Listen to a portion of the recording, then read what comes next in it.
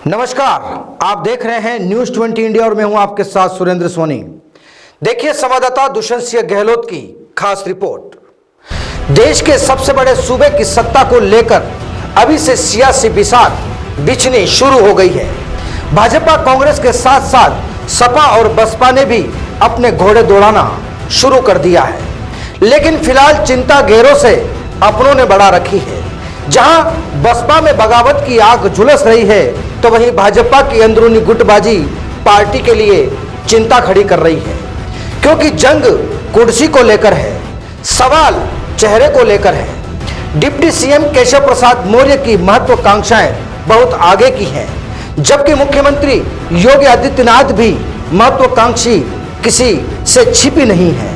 लेकिन अब इस रस्साकसी के बीच एंट्री उत्तर प्रदेश के पूर्व मुख्यमंत्री और केंद्रीय रक्षा मंत्री राजनाथ सिंह की भी हो गई है।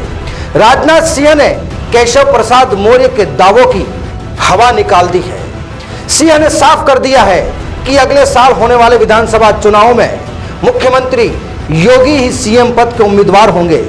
योगी के अब तक के कार्यकाल में बहुत अच्छा काम किया है।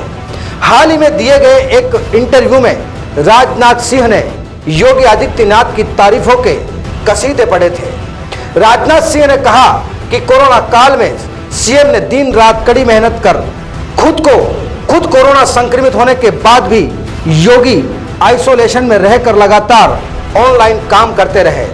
उनके कामकाज पर सवाल नहीं उठाया जा सकता। 2022 के चुनावों में बीजेपी की तरफ से सीएम पद का चेहरा योगी ही होंगे। बीजेपी यूपी के विवाद के बाद केशव प्रसाद मौर्य भले ही उस वक्त कुछ ना बोला हो, लेकिन बीते कुछ दिनों पहले का बयान चर्चाओं में है। केशव प्रसाद मौर्य ने बरेली में एक सभा के दौरान कहा कि यूपी का अगला सीएम कौन होगा, इसका फैसला संसदीय बोर्ड करेगा। जबकि अब चर्चाएं चल पड़ी हैं कि मौजूदा सीएम योगी के काम से पार्टी का केंद्रीय नेतृत्व संतुष्ट है और योगी के नेतृत्व में चुनाव लड़ने की पूरी तैयारी कर ली है।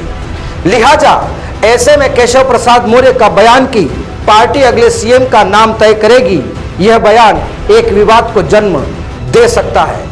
बहरहाल पार्टी के इन दो बड़े नेताओं के बयान के अंतर के बाद एक बात तो तय हो चुकी है कि पार्टी में अभी भी मतभेद बना हुआ है।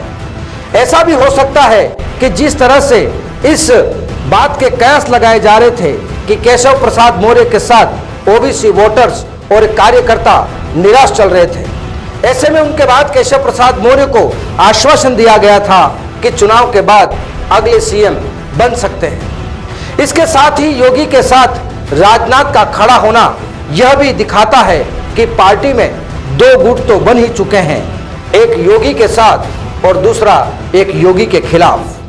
खैर, साल 2022 के चुनाव के बाद बीजेपी फिर से सत्ता में आती है तो यह देखना रोमांचक होगा कि मुख्यमंत्री कौन होगा। Bureau report, news 20 India.